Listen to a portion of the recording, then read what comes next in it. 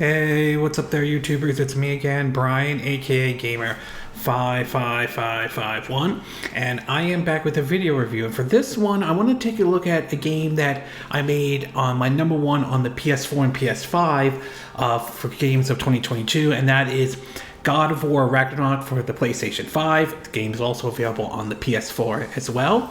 And if you're interested in any gameplay footage, I'll have a link down in the description down below, or you can click on the card that will appear up on this video though.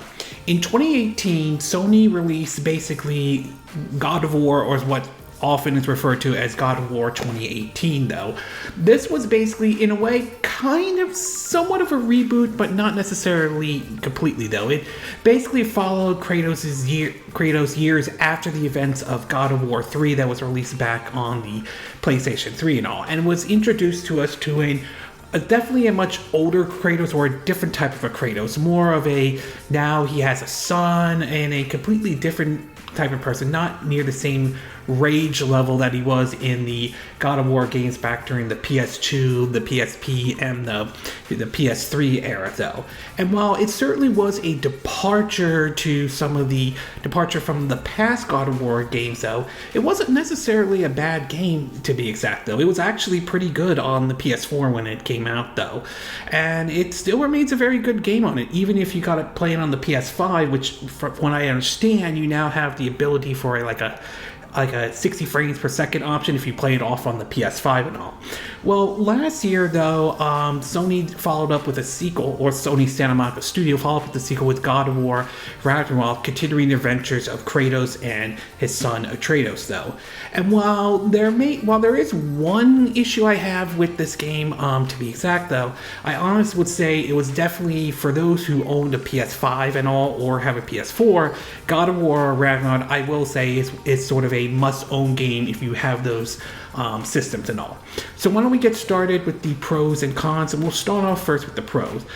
In terms of visually speaking though, I mean, the game looks really good though. I've been playing on the PS5 and it looks very well, even though I don't have a 4K TV or anything like that. And even when playing the game in performance mode, which I normally go to, I rather prefer that 60 frames per second over anything. I'm a gameplay over graphics type of a person though. I still think the game looks really good. I like some of the world and how they designed it, everything based off of Norse mythology and all. It looks really nice on the PS5 and all, and I gotta give credit to Sony Santa Monica Studios in terms of how they were able to design and make this game and all. So visually speaking, it looks nice though.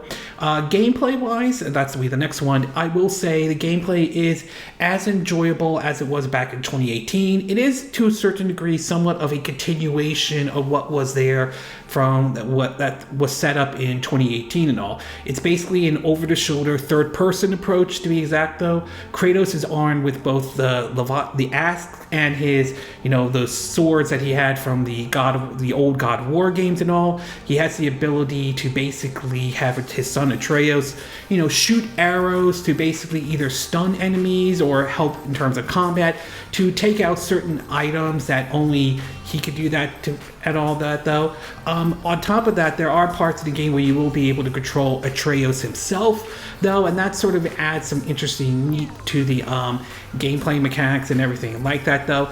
I think God of War Ragnarok and God of War 2018 kind of shows that it is possible to make a game not only look good, but actually play good as well. Yes, I still think gameplay is more important than graphics, and I still stand behind that belief though, but I think games like God of War definitely show it's possible to do both, unlike some of the games out there you see today, where sometimes developers will focus solely on the graphics and think gameplay is a secondary and all that stuff. We don't really do much with the gameplay though. So gameplay is still enjoyable. The combat is still fun. Some of the puzzles are interesting and enjoyable as well though. So if you enjoyed the combat in 2018, you'll definitely like the combat in Ragnarok though.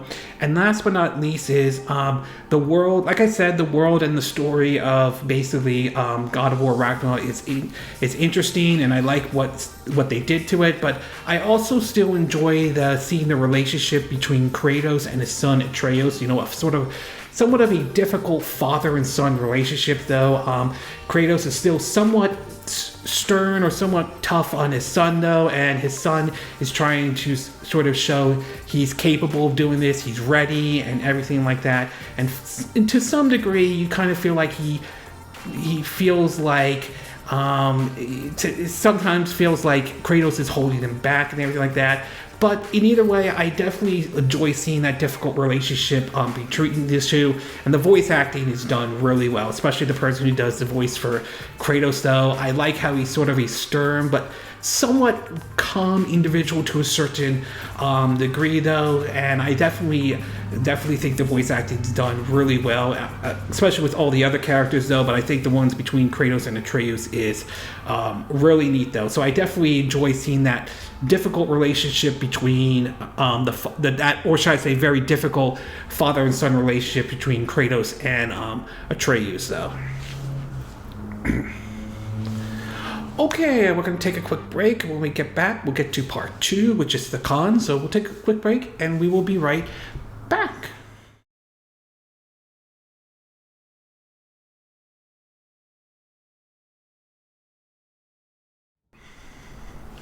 Okay, and we are back with part 2 of my video review of God of War Ragnarok for the PS5. And again, the game's also on the PS4, and in case parents are out there, it is an M-rated game, which means it's rated M for mature for ages 17 and up by the ESRB rating.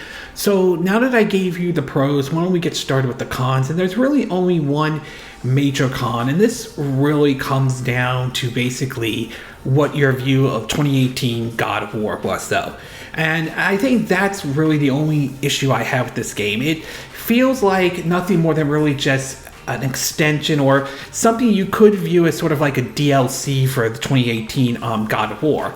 Don't get me wrong, God of War Ragnarok is still a good game. I'm not dissing it or anything like that, though, but unless you really were a fan of the 2018 God of War, though, then this game may not change your opinion, though. And also, it doesn't feel like they didn't do any huge major change to the mechanics and all. There are certainly some areas, such as, exploring the 9 realms and everything like that. So there are certainly some parts that are neat, but the overall experience, I will say, is that it's pretty much close to what was on 2018's God of War Ragnarok. They didn't really do like a whole lot of real changes to it. It's kind of like how I view, to some extent, how I view the Borderlands series, to be exact, though. I enjoy the Borderlands series, don't get me wrong. I definitely enjoy those games, though.